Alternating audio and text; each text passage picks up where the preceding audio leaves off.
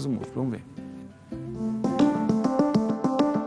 A esclerose múltipla é uma doença crônica autoimune que afeta o sistema nervoso central, incluindo o cérebro e a medula espinhal.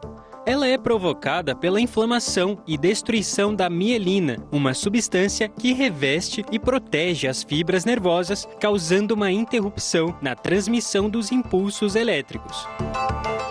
Os sintomas da esclerose múltipla podem variar amplamente de uma pessoa para outra, porém, os mais comuns são formigamento ou dormência em partes do corpo, alterações na visão, problemas de coordenação e equilíbrio.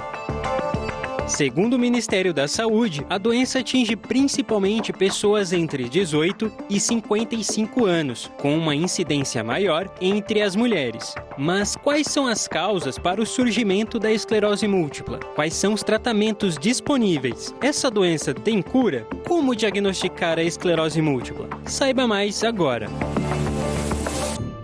A esclerose múltipla, para mim, é sempre uma incógnita, porque cada um que tem uma esclerose múltipla tem um conjunto de sintomas diferentes. Perfeito, né? Então, o que acontece? Você está virando especialista, viu, pai? Daqui a pouco...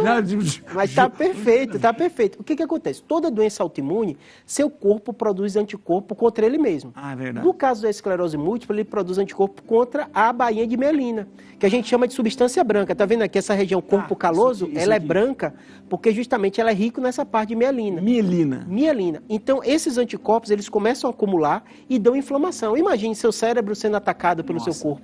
E essa inflamação dá o sintoma. Por isso que é tão complexo o sintoma. Pode dar em qualquer lugar. O cérebro inteiro tem mielina. Claro que dá mais comum nos locais que são ricos em mielina. A parte motora é muito por isso que a pessoa começa a ter dificuldade. Desequilíbrio, visão. Às vezes o paciente perde uma visão. Só que o que é estranho da esclerose múltipla? Ela dá aquela inflamação e muitas vezes melhora sem fazer nada. Então, às vezes, quando você vai olhar o histórico do paciente, teve um tempo que eu fiquei meio desequilibrado, depois melhorou. Ou perdi a visão de um olho, daqui a pouco melhorou. Mesmo sem fazer nada. Às vezes o próprio corpo melhora.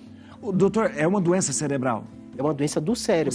E também uma doença autoimune. Que o corpo produz anticorpo. E a questão de medicamento, essas doenças autoimunes, sempre complicado o medicamento. É sempre complicado, mas houve uma revolução. Hoje em dia, e a gente está falando do SUS isso, né? O Brasil é referência nisso. Tanto o paciente pode ter o dinheiro que for, rico como for, acaba indo para o SUS para pegar medicação.